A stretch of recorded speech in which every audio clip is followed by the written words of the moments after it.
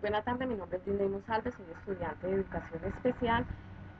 y en este momento estoy haciendo mi sustentación de proyecto de grado. Un saludo al profesor Alejandro Gil. La población con la que trabajé es la población que participa del programa de Cero a Siempre de la Fundación Marama, ubicada en la ciudad de Cartago. Es población de estratos bajos, de estrato 1 y 2, que muchos viven en espacios de entornos sociobarriales de riesgo, y allí participan niños con discapacidad microcefalia. Se evidencia que no se hacen los procesos de inclusión, que no se evidencian las adaptaciones, que se dice que se debe tener en cuenta el enfoque diferencial, pero solo en el papel, pero los niños no participan de las actividades como los otros niños porque no se les adecúan. De allí sale la pregunta de cómo organizar la estructura curricular y procesos de seguimiento y evaluación para la atención integral en el caso de los niños de microcefalia en el programa de atención a la primera infancia en la modalidad familiar de la Fundación Marama de la ciudad de Cartago. Tenemos los referentes políticos que nos apoyan en esta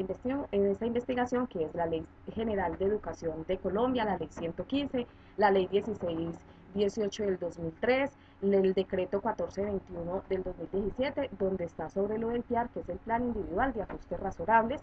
que debemos de tener todas las instituciones para los niños con discapacidad, y hay una política que también nos apoya, que es la que de Nariño, que habla de que se debe garantizar pues la oportunidad y el calidad de proceso de las personas con discapacidad física o cognitiva, y pues nos apoya porque la microcefalia tiene estas dos discapacidades. Desde el referente teórico tenemos a Peña en el 2005, tenemos a Blanco en el 2006, tenemos a Cáceres en el 2004, que habla de que se deben organizar pues esos ambientes educativos. En estos referentes teóricos se dice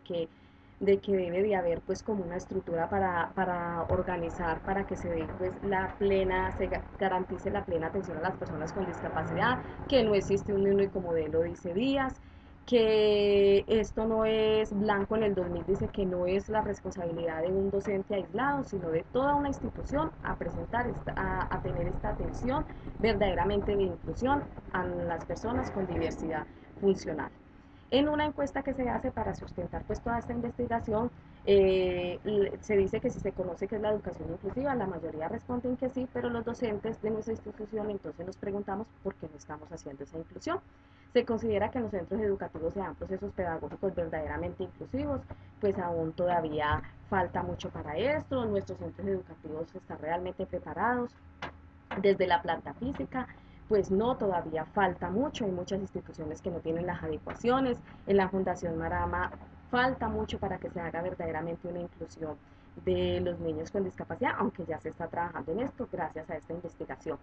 Los docentes de las escuelas están bien capacitados, pues muchos dicen que no y otros dicen que de pronto sí, pero que aún les da miedo pues como el cambio.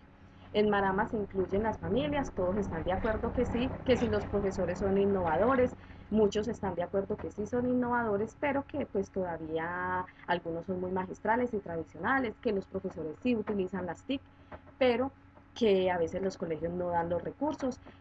Como sociedad pues aún nos falta mucho para estar preparados, aunque una de nuestras madres de Venezuela dice que ella sí se ha sentido incluida y se le han respetado sus costumbres acá en Colombia. Como conclusiones, pues debemos de vincular en el programa pues esas actividades que verdaderamente tengan los apoyos para la inclusión de los niños, que debemos de tener en cuenta el PIAR, esos ajustes para los niños con discapacidad, que algunos docentes no tienen el perfil, están allí por algún padrino político o porque tienen alguna influencia y alguien los colocó allí. Y por último, pues es primordial que se dé verdaderamente pues el cumplimiento a las leyes que nos dicen que debemos atender a la población con diversidad. Como resultado se está construyendo una rampla, se logró que los docentes en formación pues hicieran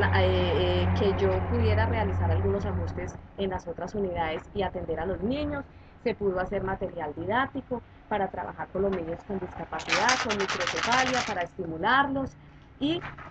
Dylan pues ha tenido unos avances, uno de los niños en su parte de lenguaje, en su parte de, de lenguaje, en su parte